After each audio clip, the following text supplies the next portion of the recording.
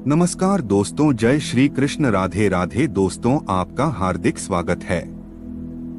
सावन का महीना 2023 4 जुलाई दिन मंगलवार को पड़ रहा है। बहुत ही शुभ योग बन रहे हैं। ये दिन साक्षात मंगलकारी है।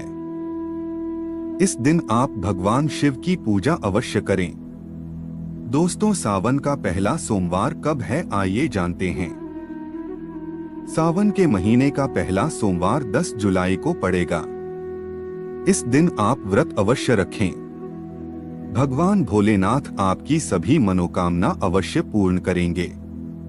दोस्तों, सावन की समाप्ति होगी 31 जुलाई को और रक्षाबंधन का त्योहार मनाया जाएगा 30 अगस्त बुधवार के दिन।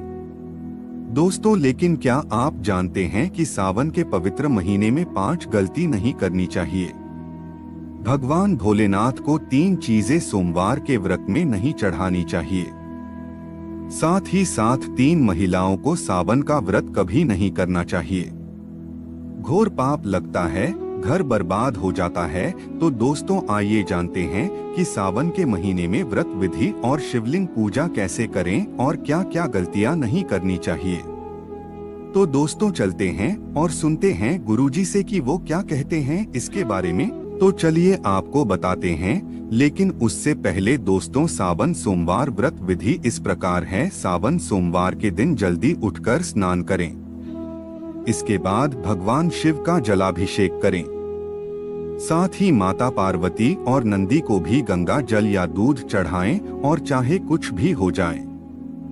शिवलिंग पर तुलसी का पत्ता गलती से भी ना चढ़ाएं, नहीं तो हो जाएगा सब उल्टा, इससे पाप लग सकता है।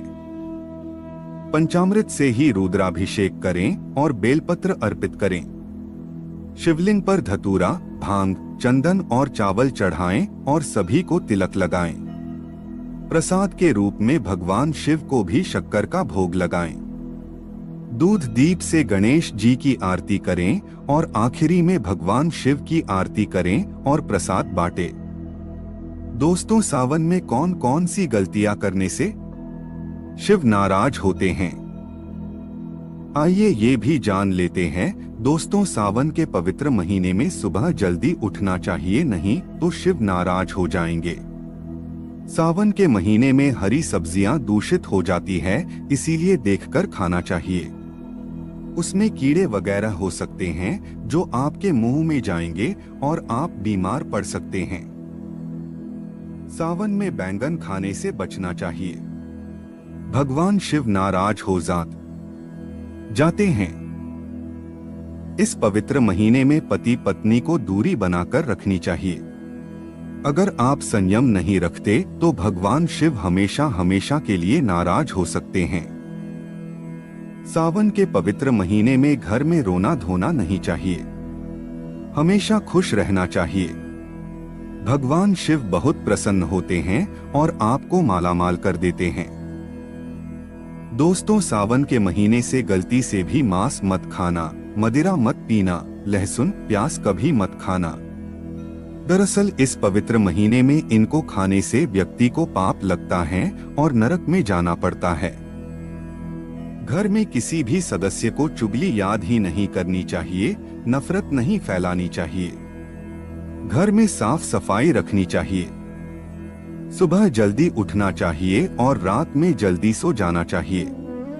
सावन के महीने में बाल, नाखून, शेविंग आदि नहीं करना चाहिए। इससे आपको पाप लगता है और भगवान शिव क्रोधित हो जाते हैं। सावन के महीने में मीठा बोलने वाला व्यक्ति भगवान शिव की कृपा पा लेता है। वे व्यक्ति जल्द ही करोड़पति बन जाता है, क्योंकि उसके सर पर भगवान शिव का आशीर्वाद बन जाता है। सावन में जितना हो सके गरीबों की सेवा करें, भंडारा करवाएं, गरीबों में कपड़े आदि बांटें। भगवान शिव उस व्यक्ति को पल भर में धनी बना देते हैं। दोस्तों, चाहे कुछ भी हो जाए, भगवान शिव के पास 5 चीजें गलती से भी मत रखना, आपका व्रत टूट सकता है। शिवजी होते हैं नाराज तो चलिए जान लेते हैं। नंबर 1, जहां रखा हो शिवलिंग या महादेव की कोई भी प्रतिमा हो तो वहां पर भूलकर भी चप्पल जूते नहीं लेकर जाने चाहिए। जरा सोचिए, जब आपके कमरे में कोई चप्पल लेकर प्रवेश करता है तो आपको कितना क्रोध आता है। इसी कारण महादेव भी आपसे नाराज हो जाते हैं और आपको मिलने वाला फल नष्ट हो जाता है। ऐसे में मंदिर में नंगे पांव ही प्रवेश करना चाहिए, क्योंकि चमड़े की चप्पल हमेशा शुद्ध रहती है। इसे देव शक्तियां नाराज होती है। बनी मंदिर में या बाहर बने मंदिर में भी कभी प्रवेश ना करें। इससे देव शक्तियां नाराज होकर आपसे क्रोधित हो सकती है। ऐसे समय में शिवलिंग को छूना घोर पाप के बराबर माना गया है। जरा सोचिए, ऐसी अवस्था में जब महिला को बुरा लगता है तो ईश्वर को कितना बुरा लगेगा। इसीलिए महिलाओं को ऐसी अवस्था में मंदिर या घर में पूजा पाठ, भगवान की प्रतिमा को छूना या तुलसी में पानी भी नहीं डालना चाहिए। तुलसी का पौधा भी सूख जाता है। जब देव शक्तियां नाराज होती है तो लाजमी है कि घर में कंगाली और गरीबी लड़ाई झगड़े होने लगते हैं। ऐसा कभी मत करना दोस्तों। नंबर 3, शास्त्रों में बताया गया है कि जहां होता है शिवलिंग तो वहां पर सभी शक्तियां सक्रिय रहती हैं। अगर घर में होता है शिवलिंग तो वे व्यक्ति महादेव की कृपा सदैव पा लेता है। वास्तु शास्त्र के अनुसार शिवलिंग से हर वक्त ऊर्जा का संचार होता रहता है, इसीलिए शिवलिंग पर जलधारा हमेशा होनी चाहिए, जो ऊर्जा को शांत रखता है। कुछ लोग अपने घर में शिवलिंग तो रख लेते हैं, लेकिन वो 1 हफ्ते के बाद जल चढ़ाते हैं, जो कि बिल्कुल भी अच्छा नहीं माना जाता।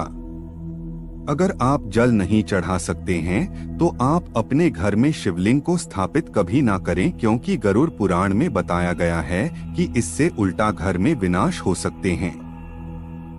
नंबर 4, शास्त्रों में बताया गया है कि तुलसी और महादेव का बैर माना गया है। इसी कारण तुलसी में शिवलिंग और गणेश की प्रतिमा को ना रखें। कई लोग जाने अनजाने में शिवलिंग को तुलसी में रख देते हैं और घर में परेशानियां आनी शुरू हो जाती है। इससे महाशक्तियां क्रोधित हो जाती है। शिवलिंग पर तुलसी कभी ना रखे। तुलसी में और शिवलिंग में कुछ दूरी होनी चाहिए। नंबर 5, घर का बना मंदिर या बाहर का मंदिर, किसी भी मंदिर में ऐसे व्यक्ति को प्रवेश नहीं करना चाहिए जिसने स्नान ना किया हो, किया उसने मांस खाया हो। अगर आप शारीरिक रूप से गंदे हैं तो मंदिर के आसपास कभी ना जाएं। घर के बने मंदिर में कोई कपड़ा आदि डाल देना चाहिए। जरा आप ही सोचिए, क्या आप मांस खाकर या बिना स्नान के भगवान के पास जाएंगे तो क्या वो आपसे प्रसन्न होंगे? बिल्कुल भी नहीं। वो है। ऐसा ना करे। ईश्वर के सामने हमेशा नहा धोकर मन पवित्र लेकर ही जाना चाहिए। इससे सभी शक्तियां आपसे प्रसन्न रहती है। इसी के साथ ही क्या आप जानते हैं कि सोमवार के व्रत में यह फल कभी नहीं खाया जाता। अगर आप गलती से भी इस फल को खा लेते हैं तो जिंदगी भर भगवान शिव के क्रोध का सामना करना पड़ता है। आपका व्रत भंग हो सकता है।